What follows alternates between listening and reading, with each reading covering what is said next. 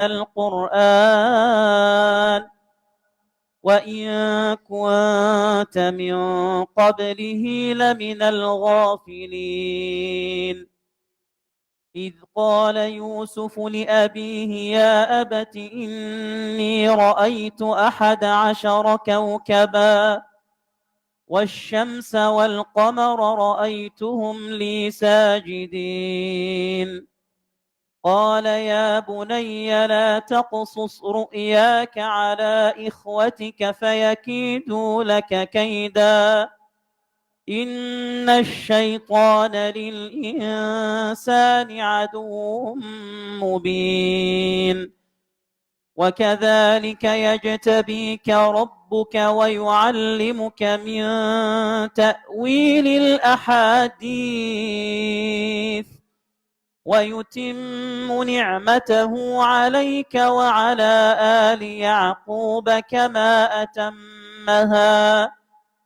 كما أتمها على أبويك من قبل إبراهيم وإسحاق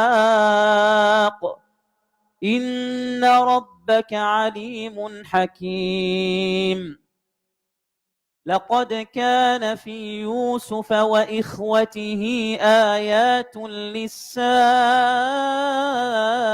للسائلين إذ قالوا ليوسف وأخوه أحب إلى أبينا منا ونحن عصبة إن أبانا لفي ضلال مبين اقتلوا يوسف أو اطرحوه أرضا يخل لكم وجه أبيكم وتكونوا من بعده قوما صالحين قال قائل منهم لا تقتلوا يوسف وألقوه في غيابة الجب يلتقطه بعض السيارة إن كنتم فاعلين قالوا يا أبانا ما لك لا تأمنا على يوسف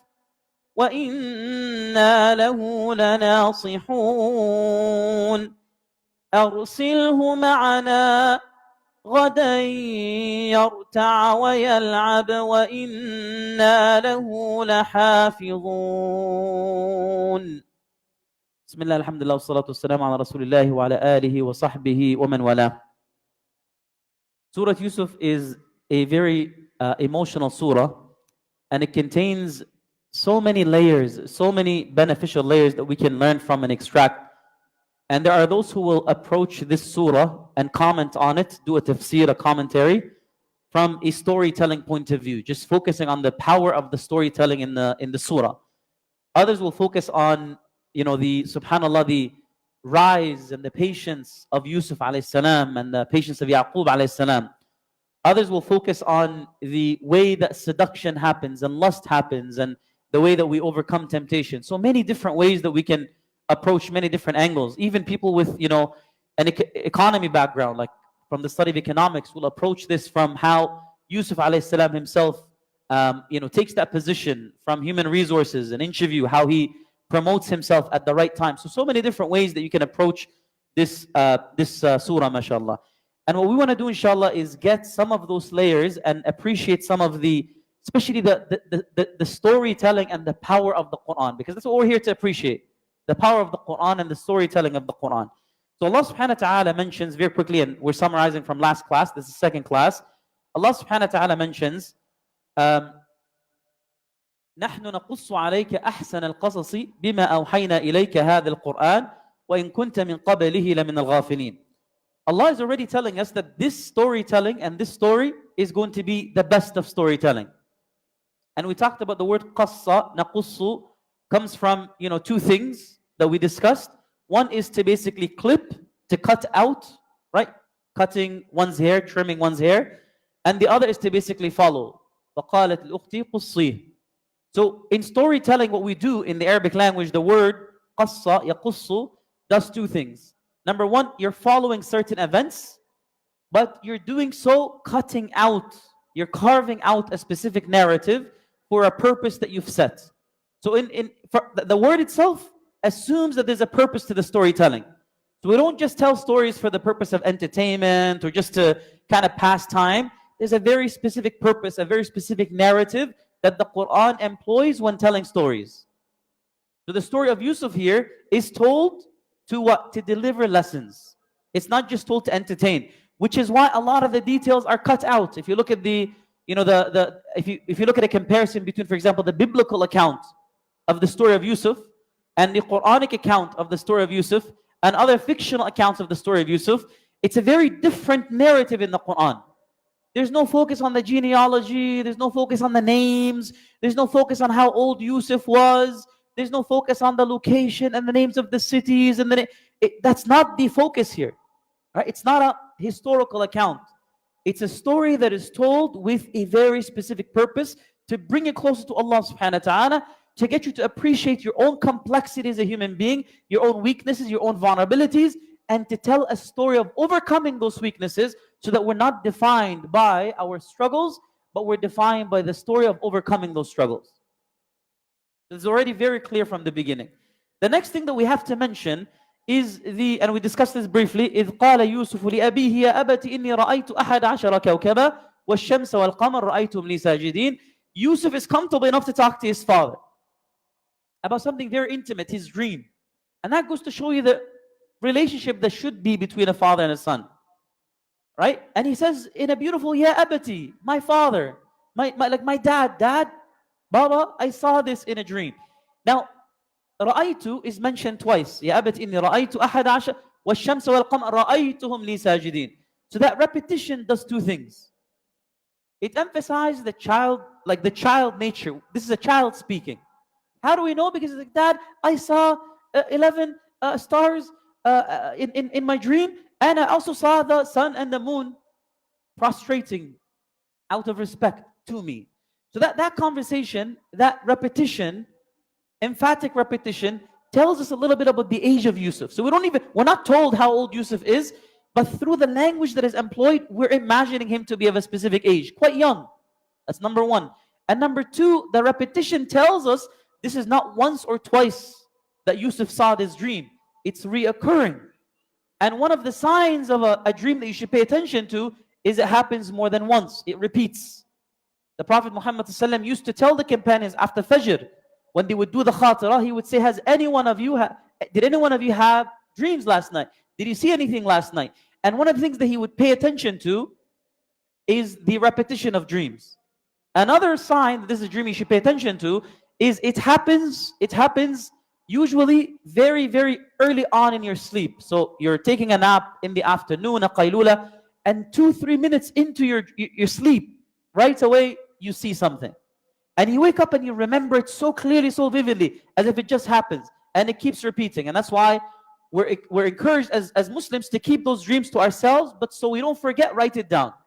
Write it down, but don't share it with others. Right? Don't share. And that's what Yusuf's father is saying to Yusuf. Don't share this. لا تقصص رؤياك على إخوتك. Don't tell this narrative. Don't share this with your brothers.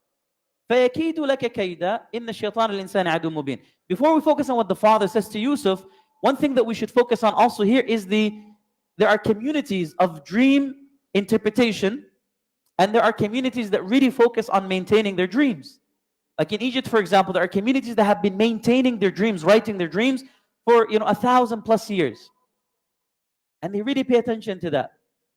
Now, a lot of those who claim to interpret dreams, Allah knows best whether they're truly equipped to do that. But there are some, and as we see in the surah, Allah gives them that, you can say, karama of being able to interpret dreams. So you have to, for those of you who are interested, some of the mufassirun at the beginning of the surah, they'll have a chapter on the psychology of dreams. They'll have a chapter on the role and the place of dreams in our tradition.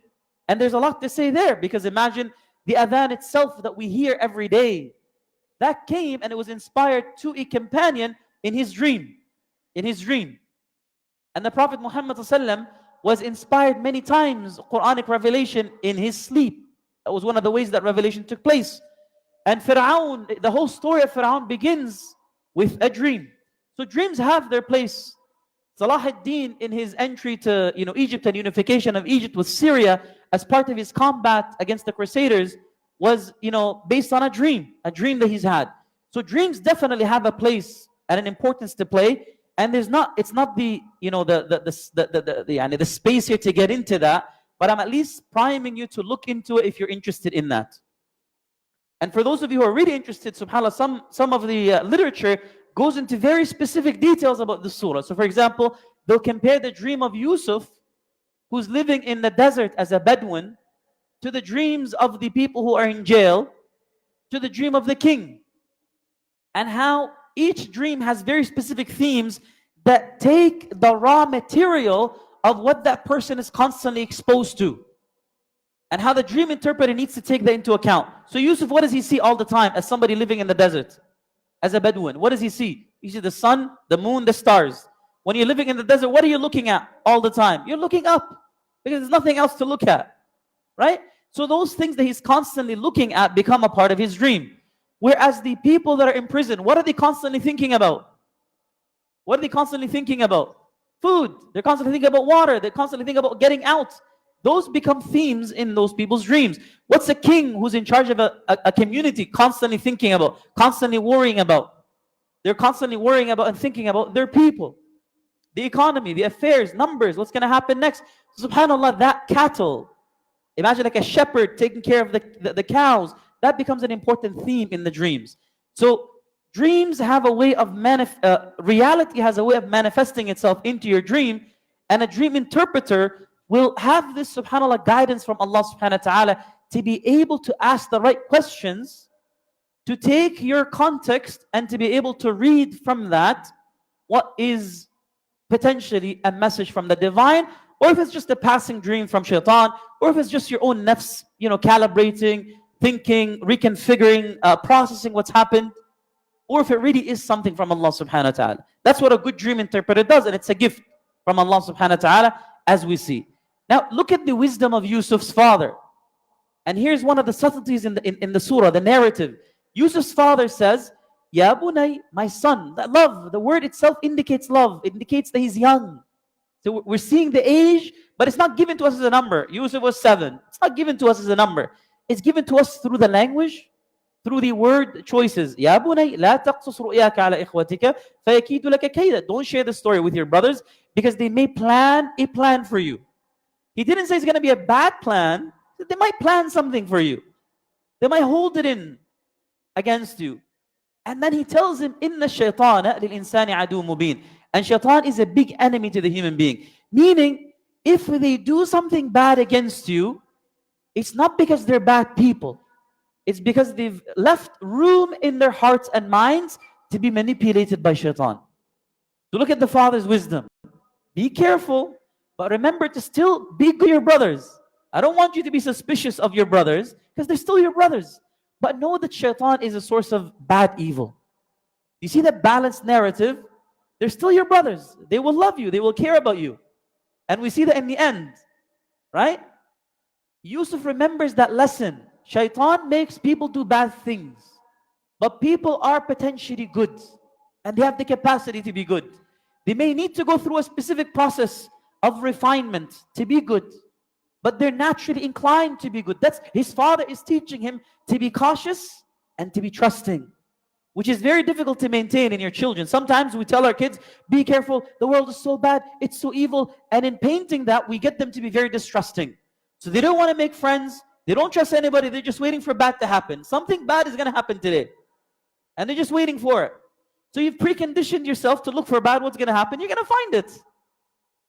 So that narrative, subhanAllah, this is where the storytelling, the power of the language here becomes so important, paying attention to the details.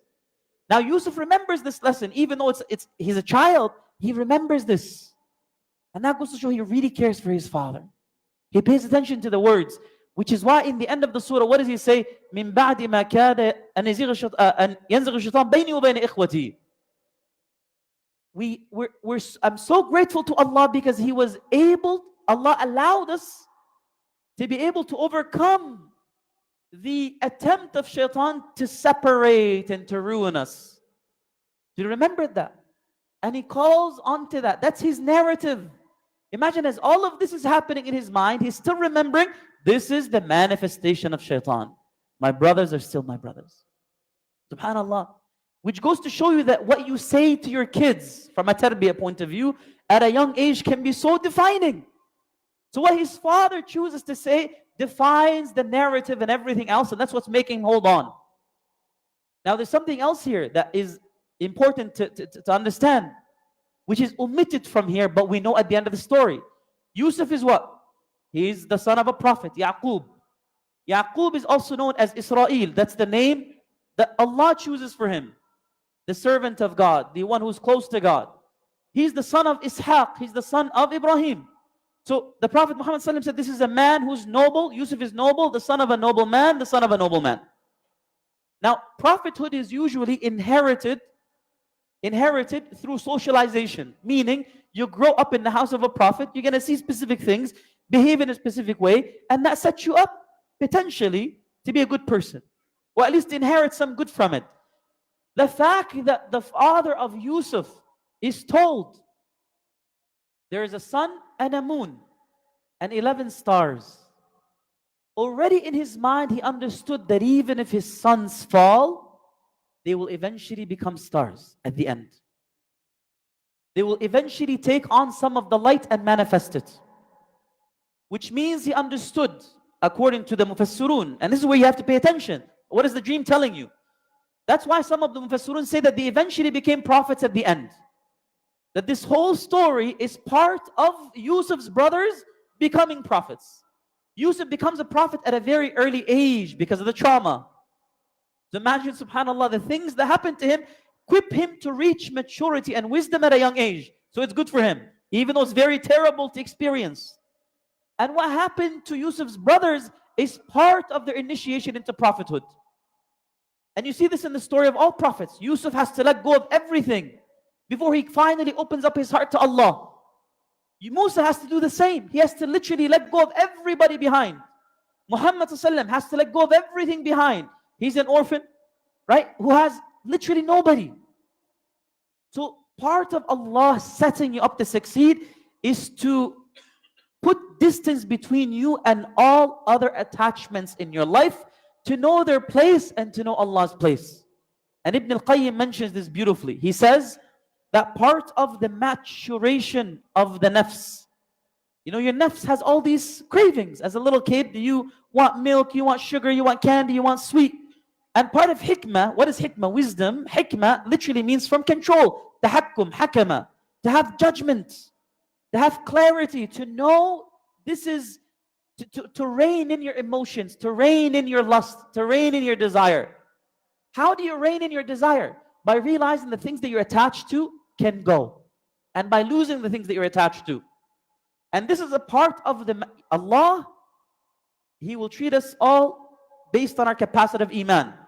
But the prophets and messengers, they're tested to the highest level because they're capable and they're being refined to that. So look at all the things that the Prophet Muhammad ﷺ could have been attached to. Allah took it away from him. Allah took away his parents at a young age. He got it. This is Ibn al-Qayyim. He says everything that Muhammad ﷺ could have been attached to, Allah took away from him to teach him the temporary nature of dunya. Who did the Prophet Muhammad ﷺ love the most? Khadija. She passed away. Who did the Prophet Muhammad ﷺ receive care from the most? His grandfather passed away. Uncle passed away. His own family, his own kids, Ibrahim, his children, Ruqayya, all of them passed away except Fatima, and he knew she would be soon to meet him after. She would be the first from his family to pass away. What about Aisha? Ibn al-Qayyim says, and when the Prophet Muhammad ﷺ became attached to Mecca, Allah set in motion certain things that forced him out of Mecca. Even the place that he was attached to, he changed locations to overcome that attachment. He was attached to Aisha. What happened? He was tested there when people started to say terrible things about her, and that caused a rift in the relationship, which eventually caused him to retreat within. But to be able to overcome that and now attach again through Allah. لا تحسبوا شرا لكم بل هو خير لكم. The ayah, if you look at the tafsir in Surah An-Nur, The Mufassirun say Allah put this rift temporary to get the Prophet Muhammad ﷺ to reattach with Aisha, but to reattach through love of Allah. A lot of us, we think of Allah as secondary. So we go into our house, we don't say, Allah has given me this. And we're like, oh, this is such a beautiful home. I'm excited to do the floor and the decoration. And This is such a beautiful city. I love my community. I love my masjid. So it's always like attachment that is, you and the object. But it's not rooted and firmly placed through Allah. It's only secondary. Oh, yeah, this is from Allah. So when Allah takes those things that we're attached to, He frees our heart completely to reattach to Him and then truly experience what true love is. Then when we attach through that prism of love to everything, it becomes so empowering. You look at your daughter and you love your daughter, but she's a gift from Allah. You look at your husband and you love your husband, you love your wife, but you know that she's a gift from Allah that can go at any moment. So that forces what? Gratitude. And it forces what? Or cultivates what? Cultivates appreciation. Not taking things for granted. Not taking moments for granted. It cultivates reality. You're not seduced by these things. Temporary. There's no temporary seduction. You're driving the fanciest car, but it doesn't mean anything to you. You appreciate it, but at any moment it could go and you don't deserve it. It's a very different prism through which you look at reality. And if you haven't reached that level, that's part of the process of tazkiyah, self-purification. Ask yourself, what are the things that you're attached to? And are you really attached to them through Allah? Or are you attached to them and Allah subhanahu wa ta'ala secondary or tertiary? It's part of our deen, hamd, gratitude. But that's, if you're interested in that and the process of tazkiyah and attachment and detachment, read Ibn al-Qayyim. He's legendary. Read al-Ghazali. He's legendary in this regard. Right? They write quite a bit and they explore these topics in depth as part of the process of tazkiyah. But we're just alluding to it to appreciate the density and the richness of the surah. Continuing onwards, the brothers of Yusuf, what do they say? SubhanAllah, so imagine the dream that Yusuf has seen gets Yusuf's father to love him even more. Because he knows his son is going to be something. And that love eventually manifests. You cannot betray what's in your heart. You can conceal it, but eventually it'll show. Eventually it'll show through your body language. So the brothers of Yusuf begin to pick up on this.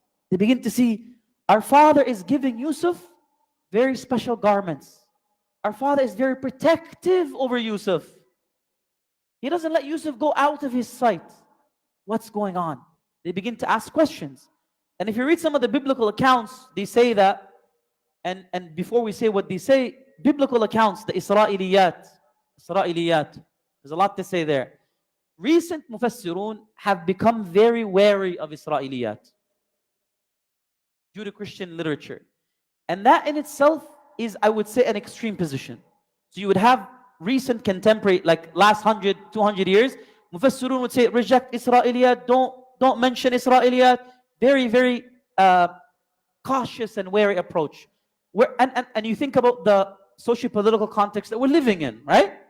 The word itself, Isra'iliyat, it evokes a certain image in the minds of people.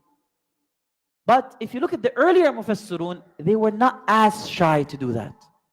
Because the Prophet Muhammad ﷺ, he gave us two ahadith. He says, do not believe what they say and do not deny it either. You don't know.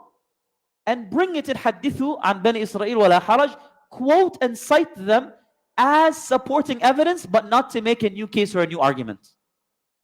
So we bring in the Isra'iliyat to supplement and to complement what's already mentioned, but not to add something new which we don't know. Could it be true? Could it be not? Allahu a'lam. But to keep that in mind. But the Isra'iliyat say that Yusuf's father gave Yusuf this very specific garment that was very beautiful, and some have even went as far as saying this is the garment that indicates prophethood. Like the father gives it to the one that he thinks is going to be most set up and qualified to receive prophethood.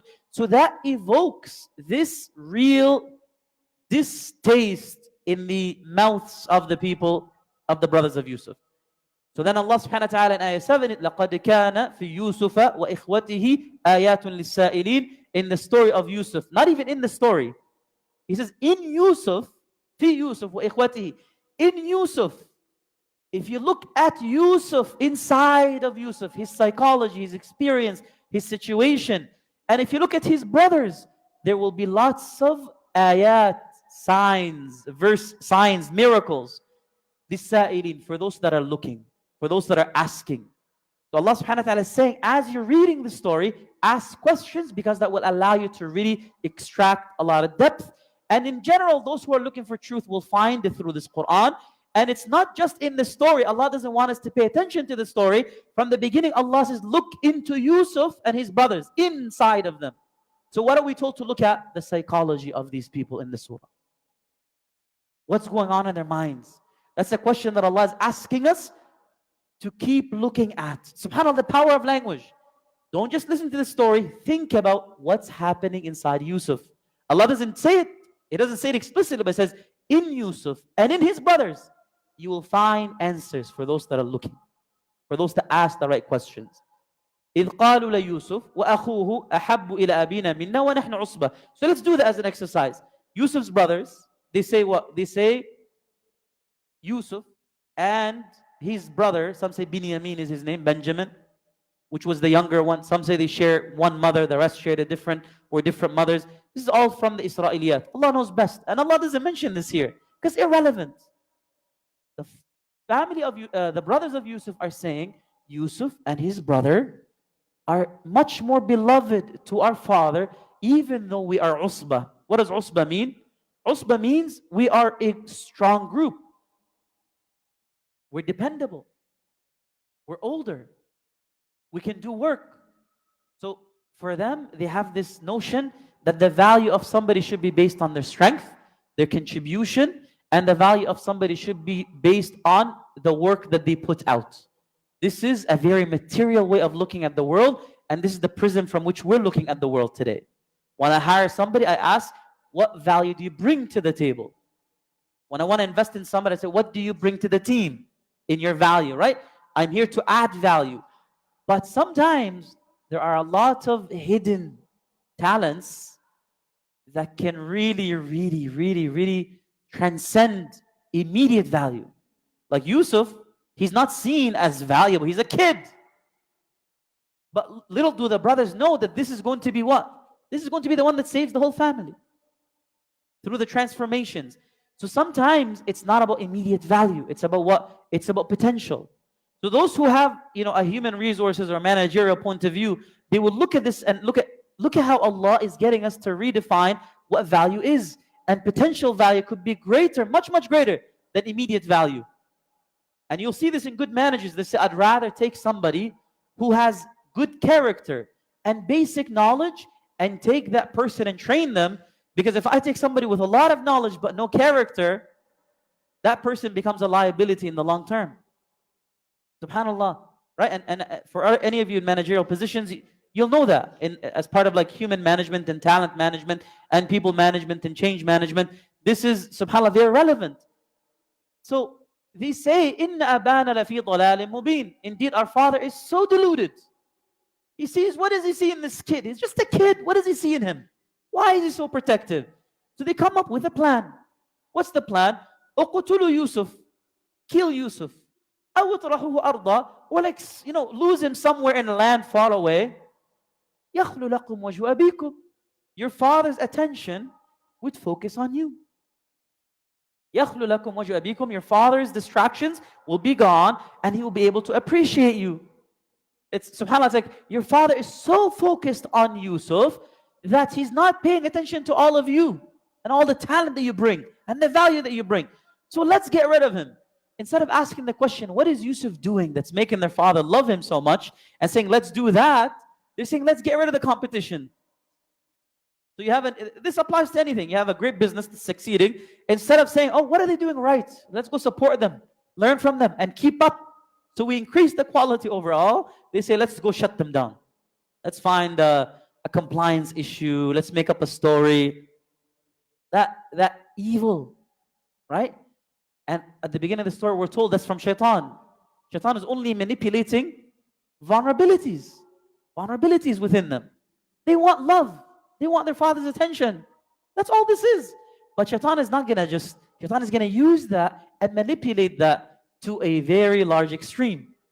So what did he say? وَتَكُونُ مِنْ بَعْدِ قَوْمًا صَالِحِينَ. And after Yusuf is gone, then we're going to be righteous. What does this mean? We're going to be good after Yusuf is gone. Meaning the competition that Yusuf is putting right now, we're not going to do that. We don't have time to like refine ourselves and be good and be kind and be sweet, because the world is a very bad place. So we're not going to try to be good in a bad place. It's much easier to get rid of the good guy. Then we will be good, because now the standard is lower. Or we get rid of him, then we repent, and then we'll be righteous again. We're going to be bad for like a couple of days. Get rid of him. We know it's a bad thing, but look, sometimes you got to do bad things for the sake of good things in the future. Temporary bad to gain something greater. Terrible thinking. And then we'll repent. Isn't tawbah? Tawbah is a thing, right? And Muslims do this all the time. Right? Sheikh, I booked a Umrah for December. Great, Allahu Akbar. Allah gave you an invitation. Yeah, but like Shaitan can come to you have Umrah coming. Allah will remove all the sins. It's okay, you can get away with a few things. And people have said that, like subhanAllah, sometimes instead of being grateful before Umrah or Hajj, people make their biggest mistakes because they take for granted that Allah is going to forgive them.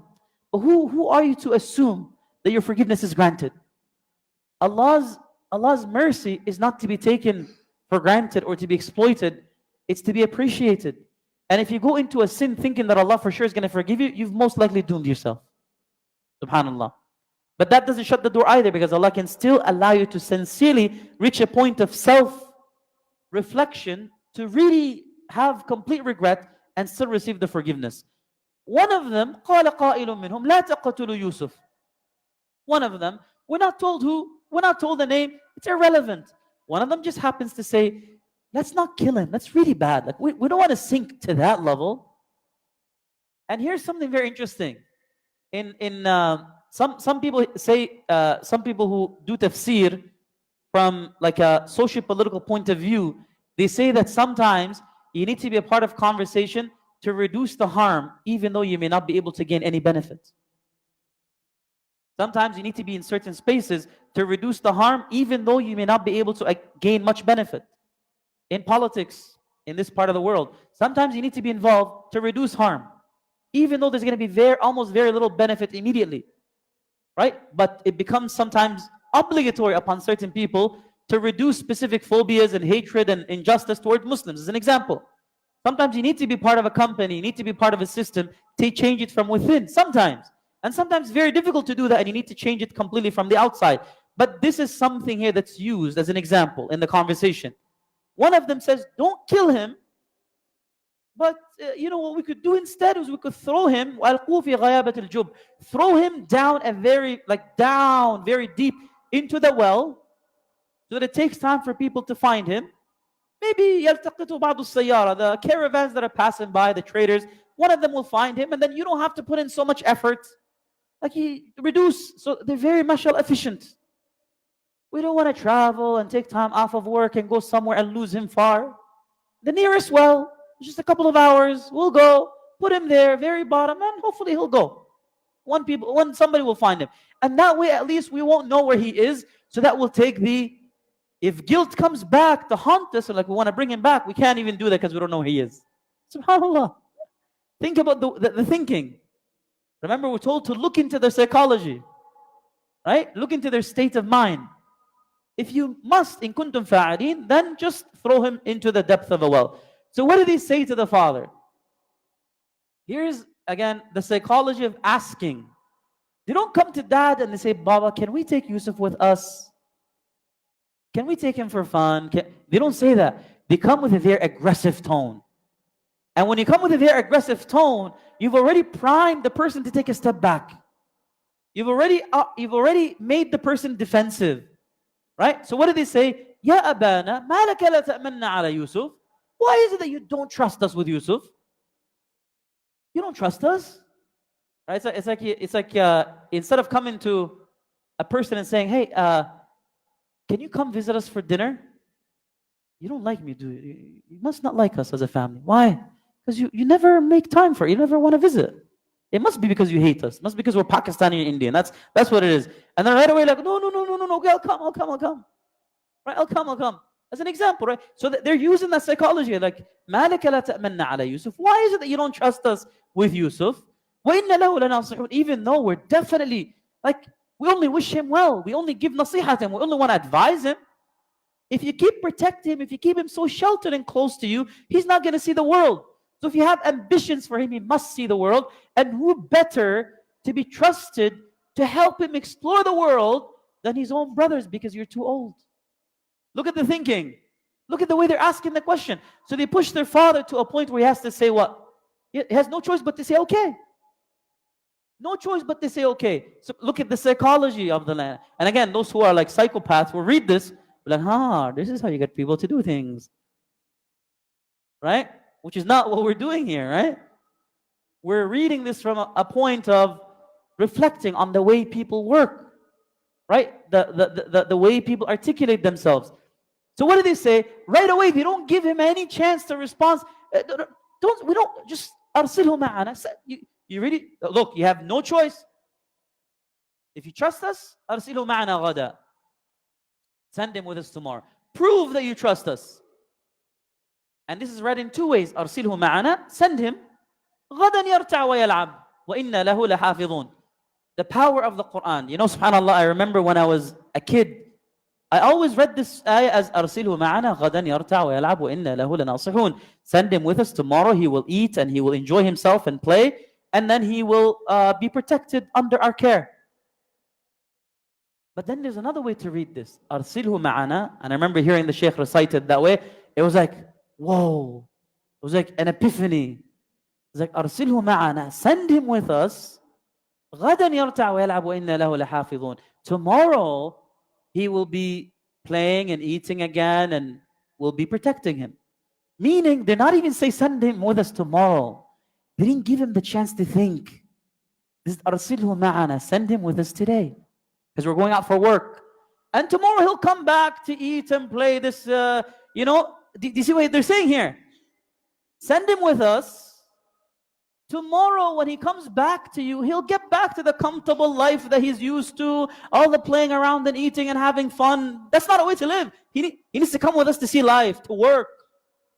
SubhanAllah, it's such an, the power of the Quran and the stoppages and the qira'at can really add depth to the story. So أرسله معنا, this is what I'm comfortable, the meaning that I'm comfortable with. أرسله معنا, send him with us today. They're not giving him a chance, because you give dad a chance to think overnight. He's going to say no. Tomorrow he would have come to his thoughts. But what did they teach you in sales? Close now. Don't give the person a chance to think. You like it, that's why it's the best for you. 50%, yalla, sign, done. You give him a chance to walk out, he's not going to, خلاص, he's going to start thinking, yeah? So أرسله معنا غدا يرتع ويلعب وإنا له لحافظون. What does he say? Because he is cornered with this kind of aggressive, make a decision now, show us that you trust us today, send him with us today. A little bit of the truth comes out, and then he retracts a little bit. So look at the first part of the ayah and the second part of the ayah. What does he say first? He says, إِنِّي لَيَحْزُنُنِي أَن تَذْهَبُوا بِهِ. I would be sad if you were to take him away with you. But then what does that suggest? It suggests that, like, I'm going to miss him, I'm going to be sad. But that gives the children the impression that he's very dear to them. So it reinforces the notion that we need to get rid of him. So he realizes that, and he says, but it's not you that I'm worried about. It's not you. وَأَخَافُ أَنْ يَأْكُلَهُ الذِّئْبُ وَأَنْتُمْ عَنْهُ غَافِلُونَ. I'm worried that, for example, a wolf would aggressively attack him, eat him, devour him, while you are busy doing something else.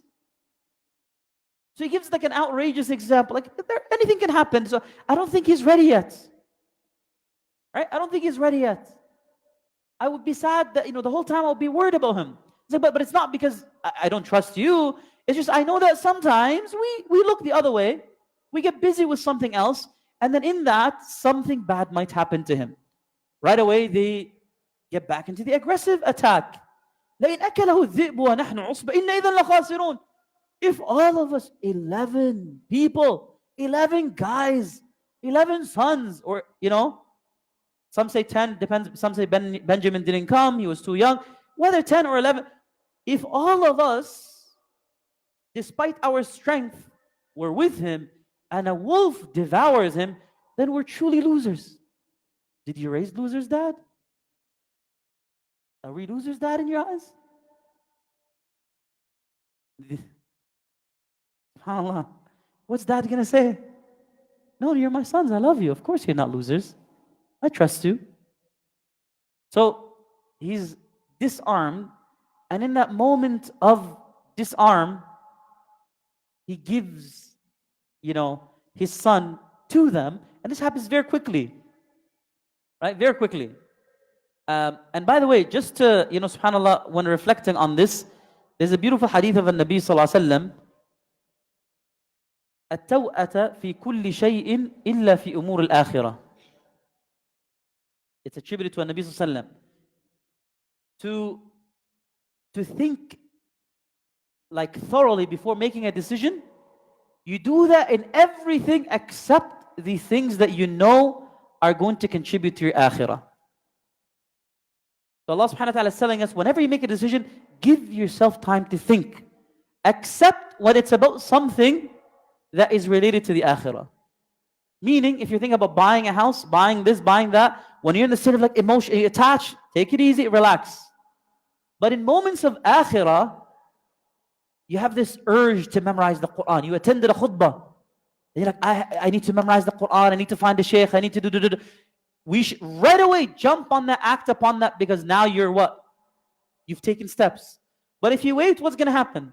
Shaitan is going to come, as the hadith. The person who intended to do jihad, the person who intended to hajj and waited, Shaitan came and says, you really want to do jihad? Come on. There are lots of other people. You're not the strongest. Plus, you're doing good elsewhere. Plus, your money, you're this, right away. So when we are making a decision, any decision that is dunya related, we should think twice, 3 times. And then we decide. We do istikhara, we do istishara. But there's always this notion, there's no istikhara when it comes to doing good. Someone is asking you to donate and you know the money is going to good places. Do it, whatever capacity, right? Do it. You'll see the khair. Someone is asking you to give. Someone is asking you to, like you're invited for umrah and you have the money. Don't think twice, go. You're invited for hajj and you have the money, go. You're invited to go somewhere to learn Quran or to join a halaqah, go. Don't think twice. If it's khair, it's akhirah related, go for it. Don't overthink. But dunya related, take your time. And here the father, he's given that position, he's given no time to think. So right away they go. فَلَمَّا ذَهَبُوا بِهِ وَأَجْمَعُوا أَنْ يَجْعَلُوهُ فِي غَيَابَةِ الْجُبِّ وَأَوْحَيْنَا إِلَيْهِ لَتُنَبِّئَنَّهُم بِأَمْرِهِمْ هَذَا وَهُمْ لَا يَشْعُرُونَ وَجَاءُوا أَبَاهُمْ عِشَاءً يَبْكُونَ. Ya Allah, this is such a powerful image here. So let's break it down. By the way, tafsir literally means fassara, which means to break things down, to break things into, when you dissect something, there's a cell, you cut it into pieces, you put it under the microscope, you're able to, you flatten it, you're able to see things better. That's what fassara does. You're cutting the ayat, you're flattening them out so that you see everything in detail, and then you're adding layers and depth through the analysis. That's what tafsir is. It's like dissection. You're dissecting the ayat. You're opening. Fassara means to open things up, right? So فَلَمَّا ذَهَبُوا بِهِ, when they took with him, fa al-fawriya. What does fa mean?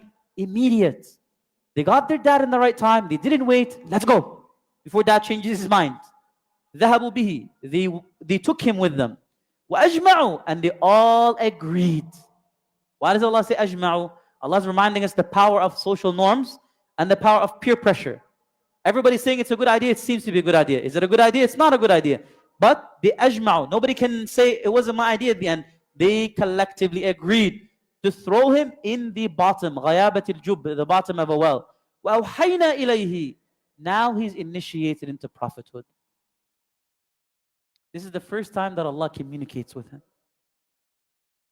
An angel comes to him, Allah communicates him directly. We don't know, but we know that there's wahi, revelation, and wahi is linguistically means al-i'lanu bi-khafa, or al-i'lamu bi-khafa. To know, to tell somebody something, or to announce something secretly, discreetly. So nobody else heard it, but Yusuf knew. from Allah subhanahu wa ta'ala. And what was he told by Allah? لَتُنَبِّئَنَّهُمْ بِأَمْرِهِمْ هَذَا وَهُمْ لَا يَشْعُرُونَ. You will be one day telling them about all of these events without them even knowing that it's you. That's all he's told. Nothing else. But that's enough for him. Subhanallah. Some of us would be like, what, I need more information. That's all he's told. Enough to keep hanging on, but not too much that he doesn't go through the test. Like, imagine somebody comes to you, right? As about you write the test, you're going to do very well. Don't worry. Because you don't know the answers. And that's what Allah subhanahu wa ta'ala does with us. He assures us, keep going. You'll be fine. You'll make it. But the answers, He's not going to give you all the answers, because what happens if you have all the answers? Are you going to study? You're not going to study. Are you going to learn? You're not going to learn. Right? So, He's initiated into prophethood. Now, we're not told about anything else. There's a jump in the surah here. There's a huge jump. We don't know how long Yusuf stayed in the well. We don't know what happened to Yusuf. We don't know what state he's in. But what we're told in the next episode, وَجَاءُوا أَبَاهُمْ عِشَاءً يَبْكُونَ.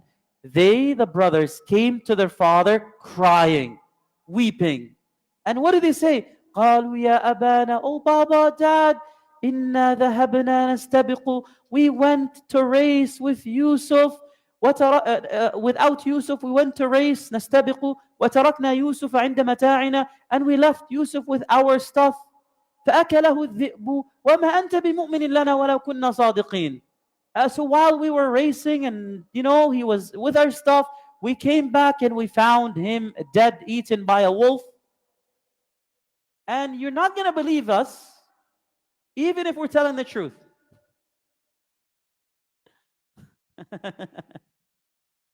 Okay, so, subhanallah, there's so many layers of sorrow and humor. Now, وَجَاءُوا عَلَى قَمِيصِهِ بِدَمٍ كَذِبٍ. Then they brought the shirt with false blood. So hold on a second, guys. Allah saved us the emotional trauma of having to imagine the moment that they forced Yusuf to remove his clothes. Imagine they forced their brother to remove his clothing, because if he was found with his clothing, they would have known his social status. And they would have known that he's not a slave. And they would have been able to find his family. So Allah saves us that imagine as a father, as a mother, you hear this happen to your kid. It's so sad. The level of human suffering that we're capable of inflicting upon those that we love the most. So Allah subhanahu wa ta'ala saves us that detail, but He gives us enough information to deduce it. To fill in the picture, they came with the shirt and there was false blood on the shirt. How did they get the shirt? Right? Do you see the power of storytelling? Do you see why the Quranic narrative is constructive? Any other storyteller would have done what? Would have wanted you to cry. Would have wanted you to feel. Would have wanted to exploit your emotions to make the story evocative, to make the story better. Whatever sells, let's do it. And so we as a storyteller, you want to really capture the. So if lust is gonna work, let's do it. If pain is gonna work, let's do it. If fear is gonna work, let's do it. And if you can mix fear with lust and pain and all into one, mashallah, do it. But the Quran, the narrative here is what? Respect the emotion of the audience and share enough to convey the story, but not too much to induce unnecessary pain, especially for parents who are suffering. If you're going to take one thing from this class alone, just take this in storytelling. It's so amazing. And that's what, from an Islamic point of view, sometimes the imams will know about all kinds of chaos in the community. But are they going to go up on the minbar and be like, guess what happened? People who want attention, they'll do that online. Right? Like if you want attention, you can easily sell a story online to get millions of views and build this. And there are people who do that. They build an entire platform based on what? Based on playing the victim or exploiting the emotions of others. Or oversharing. But as a good leader, as a good storyteller that is constructive, you want to share enough to prime people to be careful, but not too much that you over evoke emotions. Especially when it comes to things that are haram. We discussed this in the last surah. Let's say, for example, there's a really high rise in certain sins in the community. How do you get the community to appreciate and to be cautious without breaking the barriers that make that sin disliked? Because if you keep talking about this happened and this happened, talking about it does what? Normalizes. And normalization does what? Everybody's doing it. So what? Acceptance. It breeds acceptance. So to be able to address an issue without normalizing it and without opening the door for further sin, that's where responsible leadership is. And that's why it's, whenever you see, and one thing that I've learned in my little, time doing some little service in the community is don't assume your leadership to be stupid. Don't assume your leadership to not know. Most of the time, they do know, and they know a lot more than you think. But sometimes it's not the right space to articulate it. It's not the right time to articulate it. It doesn't mean we absolve them of responsibility. It just means you're invited to be part of the solution making and the thinking rather than the accusative attack based kind of oppositional approach which divides the community further. Right? This is very important as a point. But in any case, Allah saves us the pain and then allows us to almost laugh at their stupidity. Almost laugh at their stupidity because first of all, they're coming crying, but who's actually crying? Who's actually crying in the well alone? So by employing that, like book, yabkun, using that word already in our mind, we think about crying, but who's actually crying here? They're celebrating on the inside. They're pretending to cry, even though they have no right to. But the one who has every right to be crying is probably doing what in the well? We don't know. He could be crying, could be showing gratitude to Allah, could be doing sabrun jameel as the father does.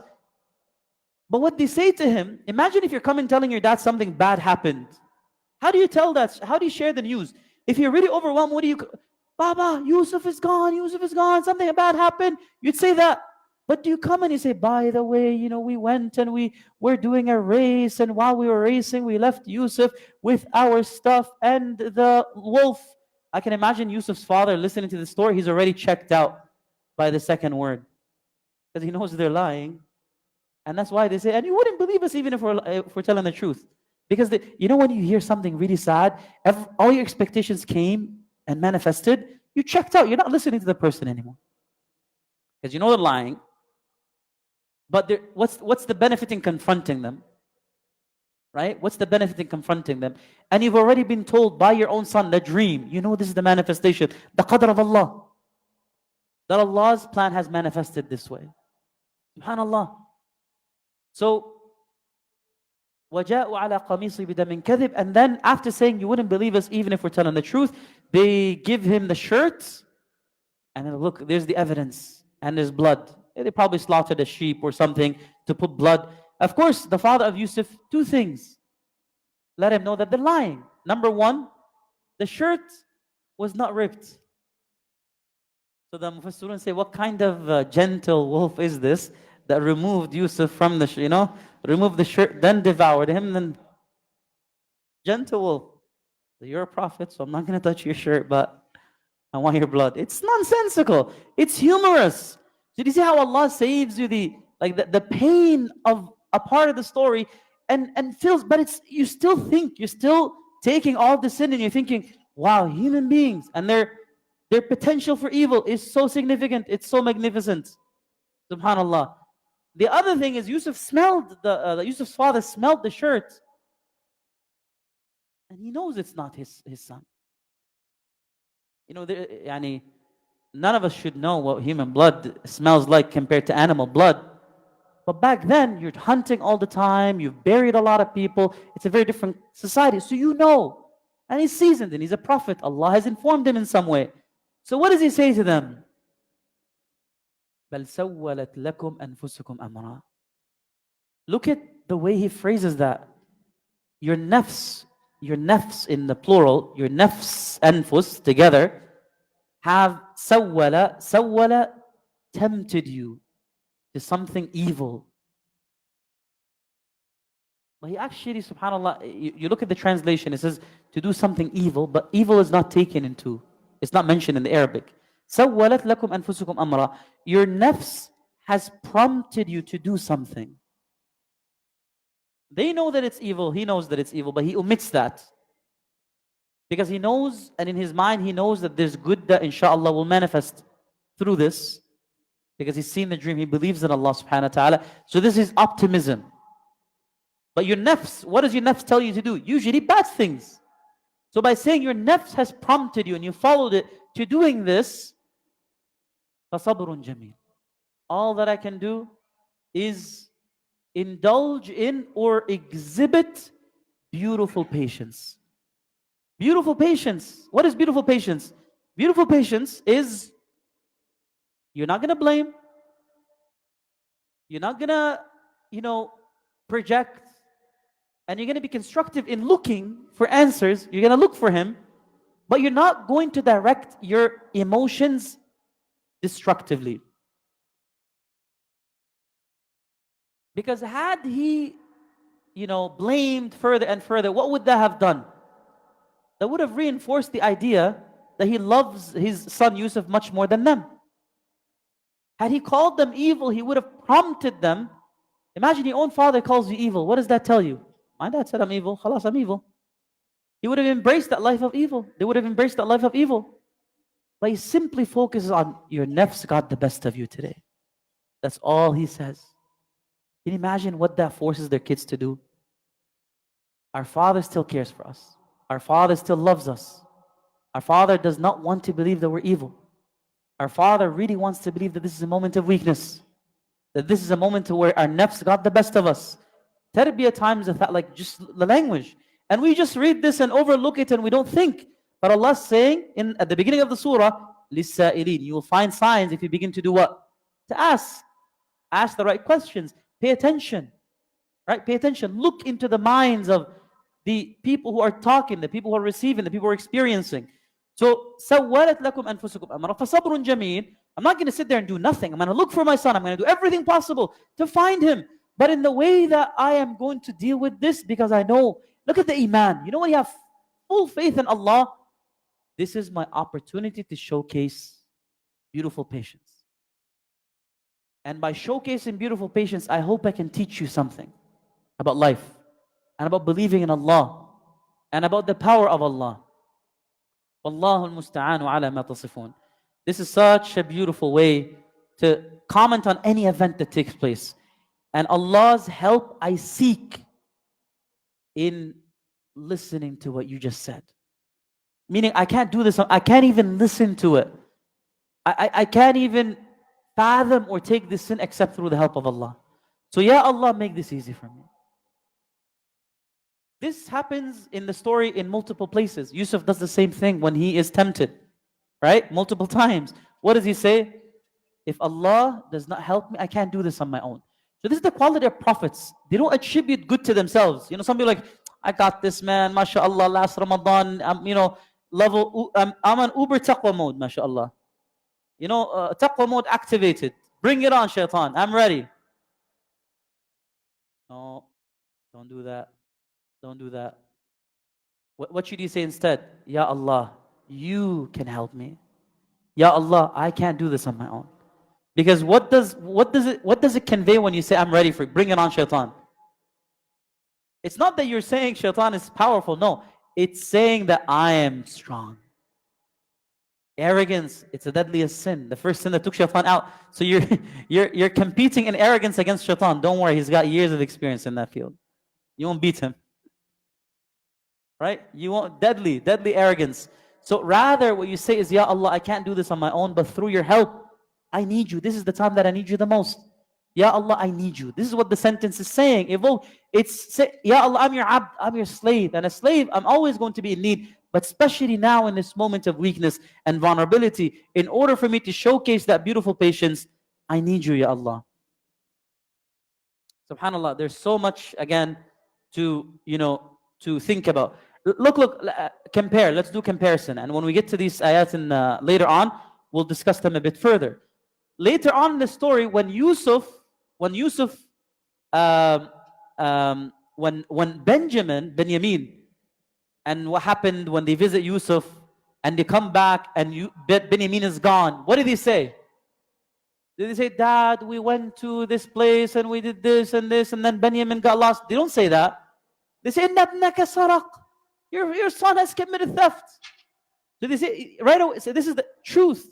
It's much more emphatic. You get to the point. It's like you're angered by it. But when you tell a narrative that is so smooth, it shows what you've planned it. And when they come back, they're not crying because they lost Benjamin. How are you crying? I know you don't like Yusuf. So what do you mean you're crying? When it came to Benjamin, they came and they were angry. So that was believable. It was in sync. It was in sync with what their states are. And we'll come to that one. We'll discuss that in detail when we come to later on the story. So those who are looking at this surah, again, from the lens of psychology, they will use all these examples to tell you, how do you spot a liar from someone who's speaking to the truth. And actually, there are people who wrote books, small manuscripts, like 100 pages, about spotting a liar based on Surah Yusuf. Imagine what our Mufassirun have done. And we're sitting here like, scroll. SubhanAllah, if had only we actually paid attention to all this literature and really like dug it and focused on it, I could have imagined that Muslims would have like really like destroyed psychology. Like the best thinkers, the leading thinkers in that area, like proper psychology, not the messed up psychology, right? But subhanAllah, and I hope that we can at least get involved and undo some of that damage that was done. And I'm giving you some, inshallah, pointers to think about and to hopefully be part of that change. Ayah 19, Allah subhanahu wa ta'ala says, وَجَاءَتْ سَيَّارَةٌ. Some of the narrations say 3 days later. Imagine Yusuf spent 3 days in the well alone. No food. And he's at the bottom of the well. So there's a little bit of water that he's drinking, but no food for 3 days. Alone, in the dark. How do you sleep in a well? What are you thinking about in that time? And you're a child. A child. You hear? How did they take his shirt off? What did they say to him? What did they threaten him with? Did they tell him that if you come back, if you even try to come, we're going to kill Binyamin, we're going to do this, we're going to do that? How did they threaten him? What did they say? We don't know. Right? We don't know. But we know that it must have been very traumatic. And he stays 3 nights or however long, Allah knows best. Finally, a caravan passes by. What is he thinking about all these nights when he hears people walking by but they don't stop? What is that teaching him about humanity and about people? What is that teaching him about Allah, who Allah is? And how Allah is unchanging, everything else is variable. Right? Those are the lessons. We need to think about those lessons. But finally, a caravan comes. فَأَرْسَلُوا وَارِدَهُمْ فَأَدْلَى دَلْوَةً. Pay attention here because this is very powerful. Very powerful. A caravan comes and they send their water boy. Who's the water boy? Warid, or the Ra'id, as they say. The water boy is someone who's going to come, the youngest, but also someone who's not strong physically, but he's not the most socially the most respected in that group. So as he goes to get the water, and back then, this is I can imagine it's a long, deep well. So he goes inside and he hears the voice. What does he say? Ya bushra hada ghulam. In a qira'ah, Ya bushrai hada ghulam. Oh, amazing news for me. There's a boy here, a young boy. This is someone who is, can imagine, looking for an opportunity to make money. And by finding this young boy, he's so happy. He's like, wow, I'm gonna make so much money selling this boy. That is the first reaction. That's the first thing Yusuf hears. You would imagine a little boy like that is found. The first question would be like in modern movies: Are you okay? Is everything okay? Who's your mom? Who's your dad? Can I help you? He goes, no. We're gonna make money tonight. Imagine from Yusuf's eyes, what is that? La hawla wa la quwwata illa billah. Okay, what is he learning, Yusuf, about humanity through this experience? And you know how his brother said, we're gonna take him out of the house to teach him about life. Little do you know, he's definitely gonna learn about life. Oh, he's definitely gonna learn about life. But you're not gonna be the ones teaching. Allah is the one teaching him. Subhanallah. And then to make things worse, وَأَسَرُّوهُ بِضَاعَةً. So he goes back to one or two people that are with him, like the water boy, goes back to one or two people. You can imagine the caravan is big. If he announces the news to the big caravan, what's he going to do? He's going to share the Prophet with all of them. They might even take it, he gets nothing. So he has to keep this boy a secret. And he has to pretend that he's bida'ah. Bida'ah means he's a commodity. He's a purchase, he's merchandise. So he's going to they come up with the plan to say to the rest of the caravan, oh yeah, by the way, we were given this guy in Sham, and we're going to sell him. Some people told us to sell him, and we paid a little bit, and we're going to eventually sell him into slavery later on when we get to this place. Oh, okay, no problem. It's your own transaction. We're not going to get him. But if it's a laqata, if it's someone that's found, dropped, there are different rules. You got to go to the caravan leader. The caravan leader decides how the money is going to be distributed. So they keep him a secret. That's one of the interpretations. Can you imagine? What do they threaten Yusuf? Because he's still within the realms of the village. He can still say, my father is Yaqub. How did they convince him? Subhanallah. Or what did they say? Or how did they threaten him? Probably going to kill you if you say anything. Don't say anything. Be quiet. Where did they hide him? Did they even give him food? How long did he stay in that caravan hidden away? That's one interpretation. The other interpretation is even worse, subhanallah. What happened? Some ulama say, and reading from the Israeliyat, the Judeo-Christian traditions, they say that the brothers eventually came back to check out what happened. A few days later, they came back, and they kept scanning from afar until finally they saw the caravan. And when they saw the caravan, they really wanted to make sure that Yusuf doesn't come back. Because what happens if Yusuf comes back? Will their father trust them again to go with him anywhere? No. So the plan would have been foiled. So they want to make sure that he's sold. So they see the water boy finding Yusuf. They see the plan, and they come and they say, hey, this is our guy. What are you doing? He belongs to us. But he's a slave. Don't believe anything. He's gonna say that he's this and that and that. He's a liar. He's a chronicle liar. And we were punishing him by leaving him in the well for this time. We've been keeping an eye on him. And now as you're going, what we'll do is we'll sell him to you. As long as you give us the promise that you're going to take him very far, because we're sick and tired of his lies. So asarruhu bida'ah, they pretended, they kept him as a secret merchandise, sell him, get. Wallahu alimu bima ya'lamun. Allah knew what they were up to. So can you imagine, if we take this to be true, Allah knows best because that's not mentioned in the story per se, it's kind of like an added detail. But if we take that to be true, how on earth was Yusuf taking this in? They put him in a well, they come back later to make sure that he's sold into slavery, and they're watching and they say, he's a liar, don't listen to him, he's a slave, this way he's going to tell you he's this and this and that, his name is this, his name is not. They came up with a fake name, and they say, take him very far away because we don't want to see him again.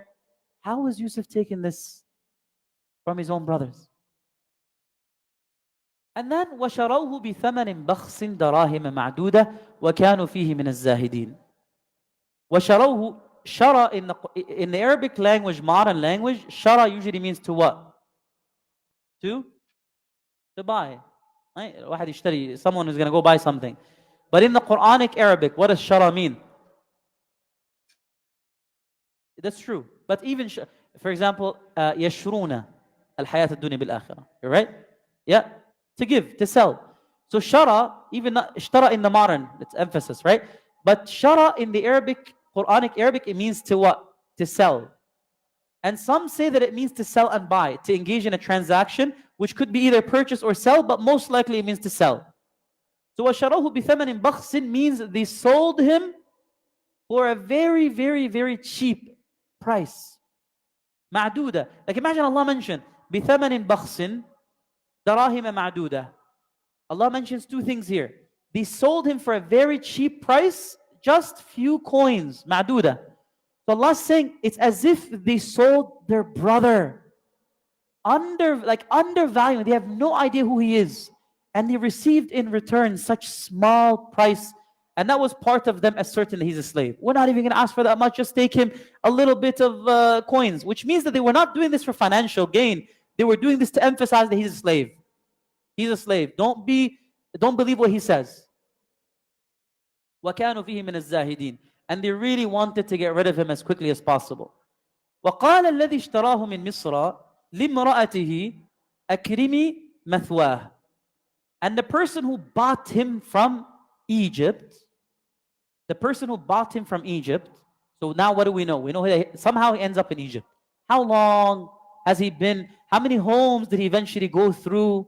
How many times was he sold and resold? Allahu A'lam. And then the other opinion is that the water boy who found him actually ended up selling him for a cheap price. Why? Because he wanted to get rid of him very quickly. Because if he keeps him, the caravan is going to find out. So very quickly he wanted to sell him, get rid of him, so that way they can move on. What the two opinions. And then finally, الَّذِي اشْتَرَاهُ مِنْ مِصْرَ, the person who bought him in Egypt, he says to his wife, أَكْرِمِي مَثْوَاهُ عَسَىٰ أَن يَنْفَعَنَا أَوْ نَتَّخِذَهُ وَلَدًا. He says, show goodness to his mathwa. What does mathwa mean? Mathwa means the place where he's going to stay. So show goodness to the place where he's going to stay. Now, why does the husband say this to his wife? Be good, be generous in setting up a good, comfortable place for him. What does this tell us? You guys can feel free to tell me. What does this tell us? What can we take from this? Well, we know that for sure because it says, عَسَىٰ أَن يَنْفَعَنَا وَنَتَّخِذَهُ وَلَدًا. Perhaps we might benefit from him, or we might take him as a child. We might adopt him as a child, which shows that he's young, quite young. So we know he's quite young. But I'm asking specifically when he says, take good care of the place where he's going to be. What does that tell you? He's wealthy. He's very wealthy. Like they care about looks. They care about comfort. Make sure he's comfortable. Make sure his place is very comfortable. So we know he's in a very wealthy place. That's one. What else does it say?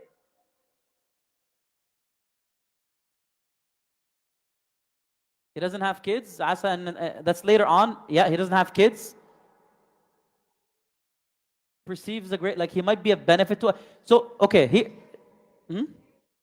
he's very handsome. Yeah, that's true. Yeah.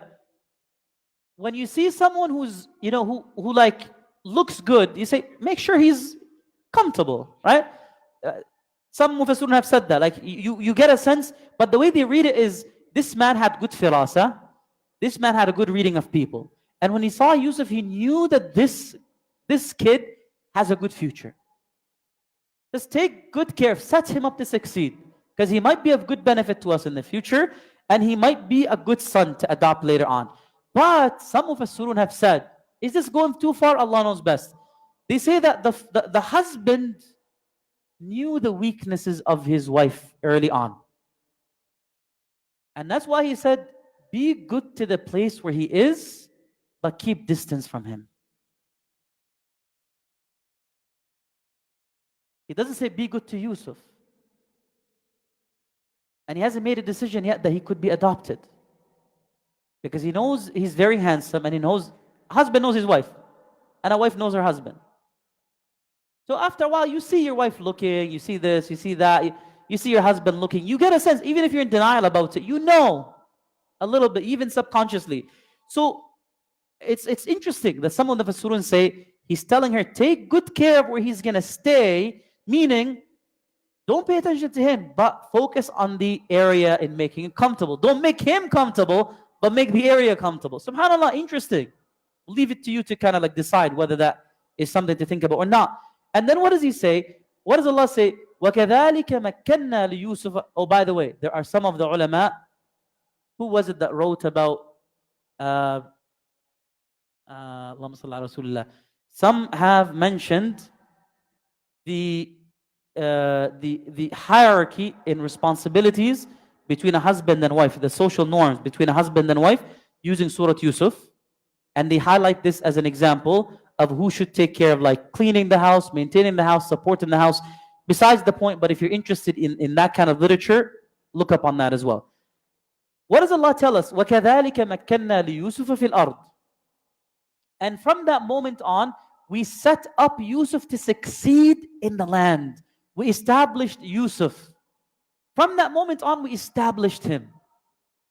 He becomes somebody who's set up to succeed and have a really high prestige, high value in society. Why? Because who is he living? Whose house is he living in? He's living in, we don't know that yet, but we know it's somebody who's got wealth. What happens when you have wealth and you grow up in wealth? Privilege, especially if you have good character. You're able to succeed. Would he have been able to see life if he was living in the desert? Would he have been able to see how things are managed, how kings live, how conversations take place, how nations are led? By being in the palace, we come to later realize it's a palace, but Allah tells us he's been established before we even know where. We just know it's a good place financially. But subhanAllah, what happens to a lot of us when we go from poverty, let's be very explicit. We go from poverty and then we go to a very, a place where we have a lot of freedom and a lot of opportunities and a lot of wealth. Some people become almost submissive to that wealth. And you see this in people who left their countries, whether Egypt, Palestine, Iraq, Syria, Pakistan, wherever, if you come from a difficult background, some people thrive, especially the first generation, because they know the roots. And some people take advantage, like, oh, khalas, the whole world, I can do whatever, I want freedom. And sometimes in later generations, they take that for granted. But Yusuf, Allah subhanahu wa ta'ala is almost alluding to who Yusuf is. His substance, his character. On the inside, he's different. Kareem ibn Kareem, right? This is the nobleman, the son of a nobleman, the son of a nobleman, as the Prophet Muhammad said. This is not a light thing to say by the Prophet. Nobility is shown in your character, not just in where you come from. Because what are we taught here? Do he and his brothers, do they share the same genealogy? They do. Do they share the same prophetic lineage? They do. But did they act differently? They did. It's not your nasab. It's how you use what Allah has given you. Right? It's not your bloodline. It's how you behave in being true to that bloodline. And Allah subhanahu wa ta'ala mentions, وَلِنُعَلِّمَهُ مِن تَأْوِيلِ الْأَحَادِيثِ. And we are going to teach him. We're going to teach him. So, it's as if Allah subhanahu wa ta'ala is giving us the precursors to success. You're living in a comfortable place. You're living in financial goodness, in financial stability, and you're being taught. وَلِنُعَلِّمَهُ. He's being taught worldly affairs by being in that place, but who is his real teacher? Allah subhanahu wa ta'ala. وَلِنُعَلِّمَهُ مِن تَأْوِيلِ الْأَحَادِيثِ. And Allah will teach him the interpretation of events, not just dreams, but events, and also dreams.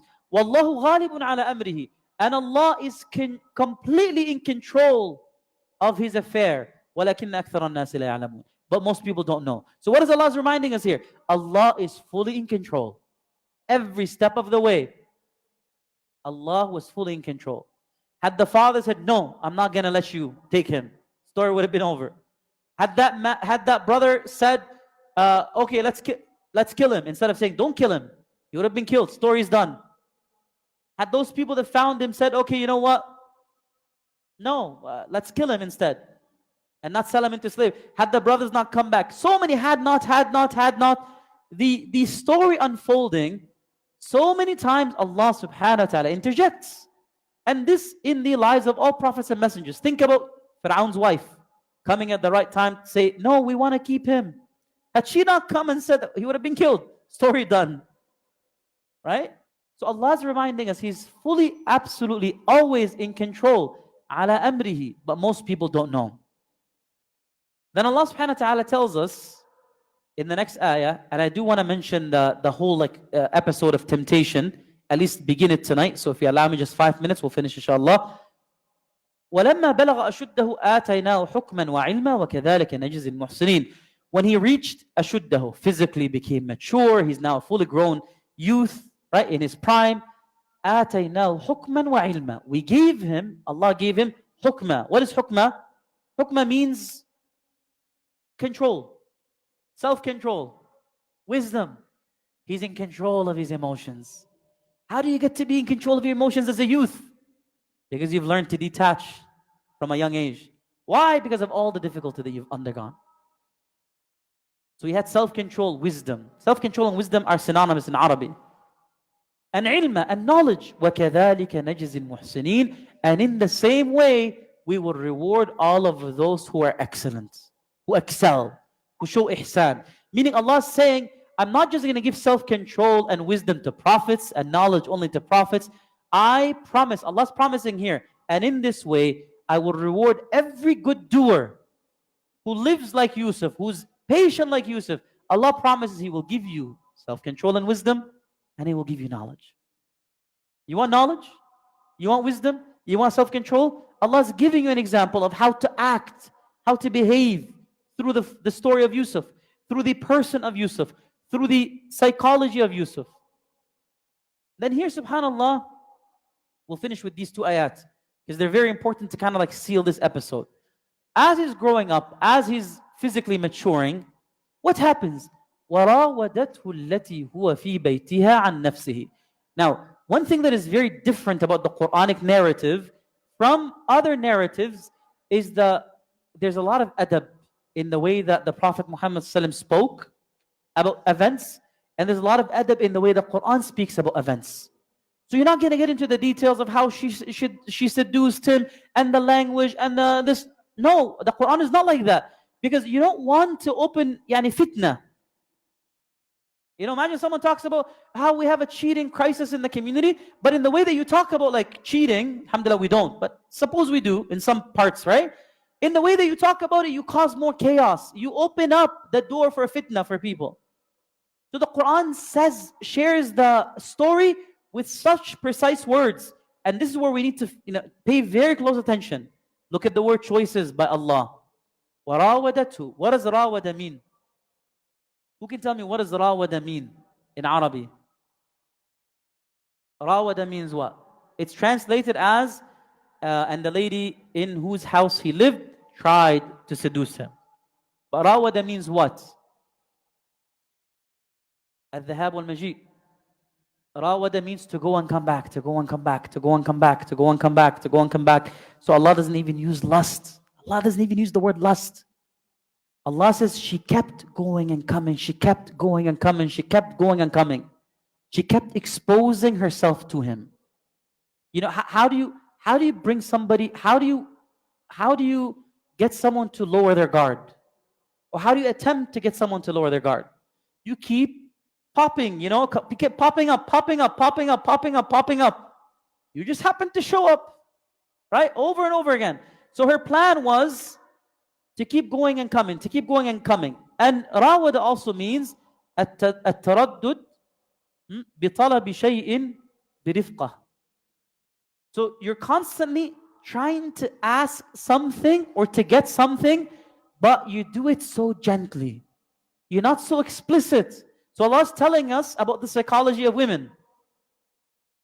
She's going to keep coming and going, alluding to it, sending very, very, subtle messages. Hopefully you get the hint that I like you. Hopefully you get the hint.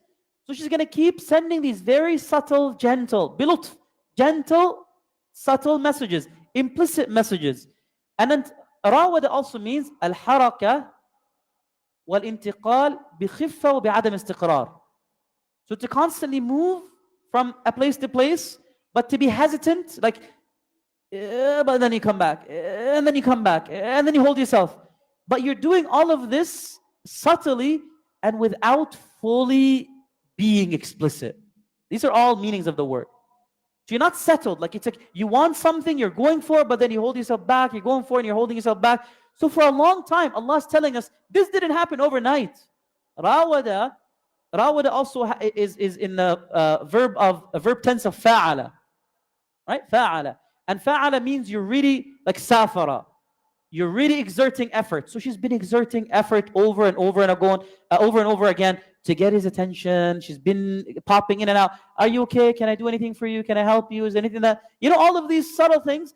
But then after a while, she realized it's not working. And as she's, subhanAllah, the psychology of human beings, as she's constantly being being ignored by Yusuf, because Yusuf's natural position is one of goodness. So he's not thinking, and remember, in this regard, he hasn't been tested in this realm before. And he hasn't seen much in this regard before. He's a youth who's grown up. This is his first encounter with fitna. And it's coming from somebody who's been like a mother figure to him. So he doesn't see her that way. But she's been thinking and imagining and planning for a while, exerting effort. And all of this is captured in one word. وراودته. The power of the Arabic language. وراودته. And then Allah mentions التي هو في بيتها. And the one who did all of this is the one whose house he lives in. Whose house he lives in. What does that tell you? And baytiha also means her private quarters, her specific part of the house. So she's coming back and forth and slowly dragging him. I need you to clean up this place here in this private quarter. Just, come, I need your help. I can't lift this. I can't. All of these and all this is captured in one word. Subhanallah. And this is happening by the person whose house he lives in. So it's not mentioned, Imra'at al-Aziz, that's not mentioned. And this is almost done to do what? Why do you think this is mentioned this way? Why doesn't the Quran say that wife of the Aziz did this? Why? Why is Allah explicitly using the one whose house he lives in? What does that evoke? Sorry? Yeah, being polite. Yeah, it's as if Allah subhanahu wa ta'ala is almost protecting her privacy in sinning. Imagine. That's number one. And two, Allah doesn't want to, Allah does not use wife to still protect the bonds of marriage. And this is very, very wrong within the covenant of marriage. But if we say the wife of this tempted this and the wife, what does that almost evoke? Oh, wives, it's normal for wives to cheat, it can happen. No. So Allah's safeguarding by using very specific language. Implicit. Just think about that for a second. In narrative building and in storytelling and in selection. Now, subhanAllah, Allah then mentions وَغَلَّقَتِ الْأَبْوَابِ وَغَلَّقَتِ الْأَبْوَابِ وَقَالَتْ هَيْتَ لَكَ. And هَيْتَ لَكَ is mentioned in seven different narrations. 3 are correct and 4 are shadh. 7 different qira'at. هِيتُ لَكَ, هِئْتُ لَكَ, هِيتَ لَكَ, هَيْتَ لَكَ. All of these basically mean what? First, وَغَلَّقَتِ الْأَبْوَابِ. She closed the doors. She locked the doors. So she's been doing this for a while. Finally, she has him in her private quarters. She locks multiple gates. Abwab, not just one, multiple gates. So she's trying to send a hint. That's not working. Yusuf is not getting the hint. So what does she say?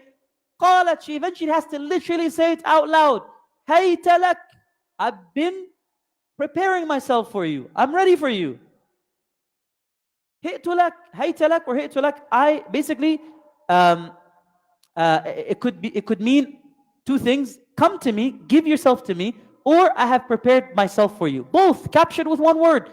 And the word again is respectful. It's difficult even to translate into English because we're having to elaborate. All of this is understood implicitly in the Arabic. But even this exercise itself, we have to be cautious, right? To protect the hurma.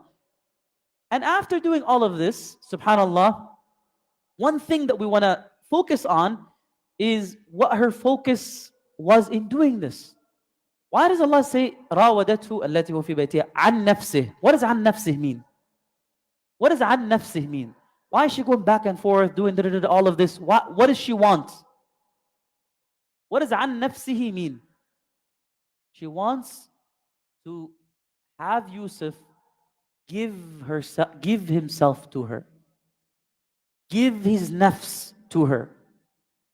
She knows that Yusuf is a noble man. And this is not who he is. But she wants him to lower his guard, to give himself up. You know when you say, loosen up, right? Loosen up. Come on, man. Don't be so uptight. It's okay, take it easy. All of this is part of the language where you're dropping your guard. So for her, it's about power. It's about power. She's not again an uneducated woman. She knows. And in her language and her selections. So for her, it's about power and lust. She's been dreaming about this for over. Like, this is a man who's so completely in control. He's always in control.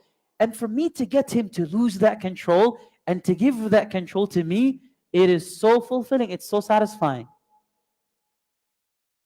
Subhanallah. And for a lot of people who engage in, sexual aggression or physical aggression, it's about power. And Allah subhanahu wa ta'ala, with one word, two words in the Quran, He tells us that. But He does it so respectfully. And so this here needs to be really thought about and discussed. And again, I'll finish with this very quickly. My apologies for just going over time. Just want to close this so we can begin with a clean, connect next time. This should be linked to two things that Nabi Sallallahu Alaihi Wasallam taught us. In Surah Nur, Allah mentions, إِنَّ الَّذِينَ يُحِبُّونَ أَن تَشِيعَ الْفَاحِشَةَ فِي الَّذِينَ آمَنُوا لَهُمْ عَذَابٌ أَلِيمٌ فِي الدُّنْيَا وَالْآخِرَةِ. Those who like for badness to spread in the Muslim community, they will get a very bad punishment from Allah. Meaning, you want fahish, you want this stuff to become normalized. Just loosen, come on, man, everybody does it. Don't be such a... And the Sharia took a lot of precautions, put a lot of precautions in place to protect us from being in these positions of normalizing or being in these positions where we become subject to fitna. Let's look at one quick ayah in the Quran. All of us, have heard the ayah in Surah Al-Hijr, وَلَقَدْ عَلِمْنَا الْمُسْتَقْدَمِينَ مِنْكُمْ وَلَقَدْ عَلِمْنَا الْمُسْتَأْخِرِينَ. Some of the tafsir of this ayah, Allah knows those who come early to the front and those who come to the back or who come late. This ayah, some of the Fassirun say, talks about the masjid. Look at where we are now. The masjid. And how some men used to wait and come to the masjid late so they could be very close to the area where the women are praying. And they would go to the very back of the masjid so that when they're walking, they could take a look. Or, hopefully it's a disease in the heart. And in the world we're living in today, it's conducive. It sets you up to have that disease. And that's why the Prophet Muhammad said the best of the lines for the men are at the front. And the worst of the lines are at the back. And the best lines for the sisters are what? Are the...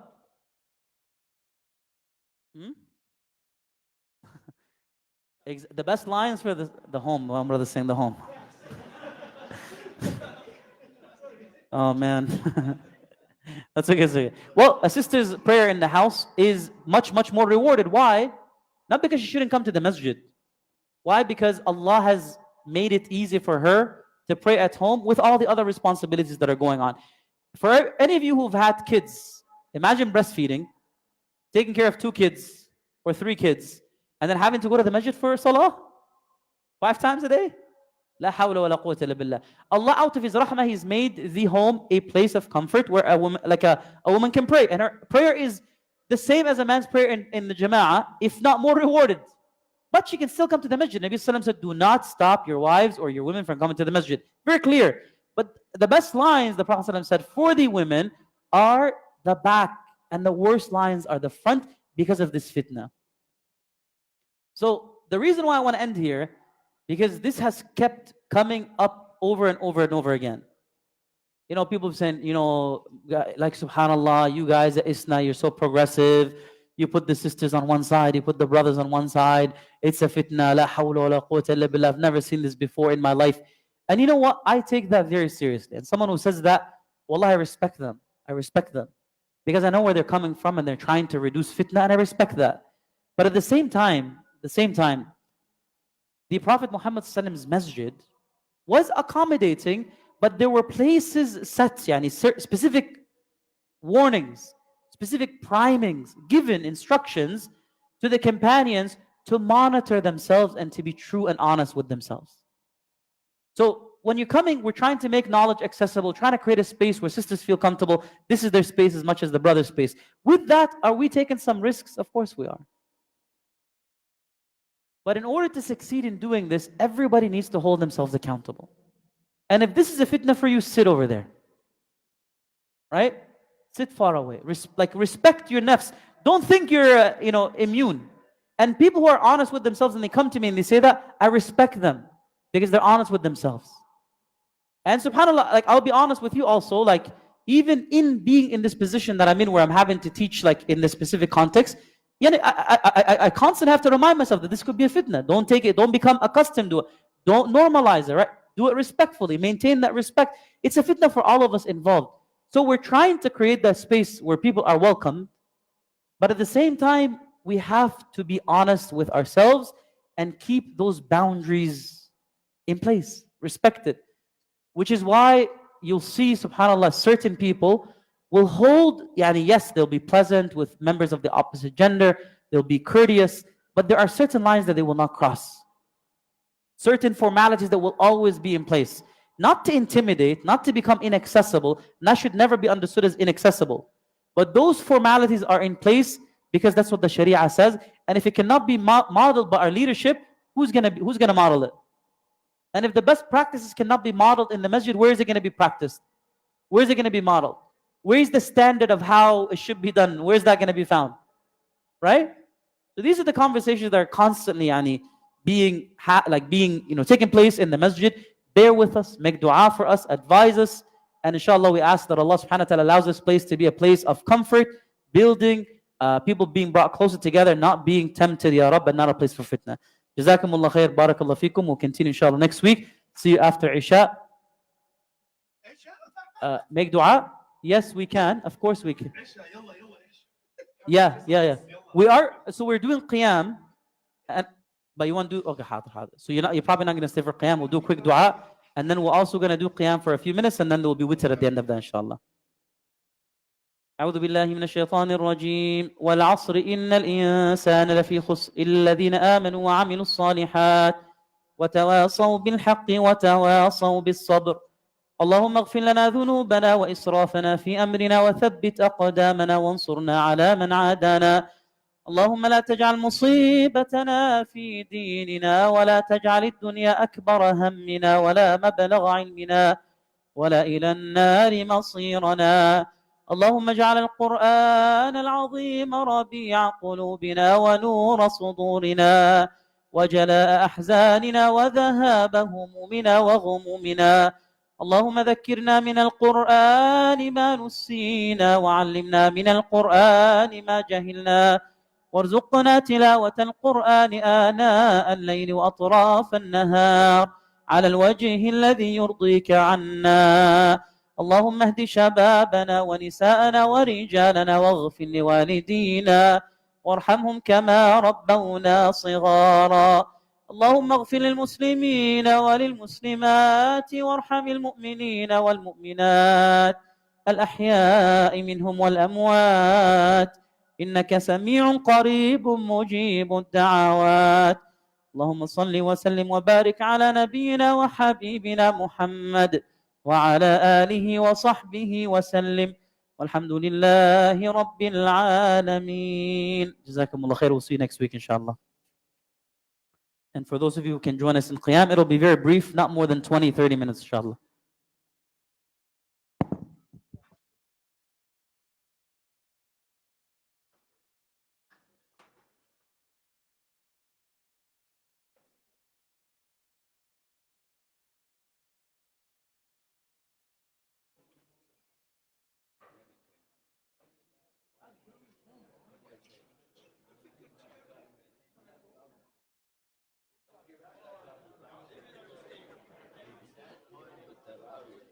Yeah. Okay.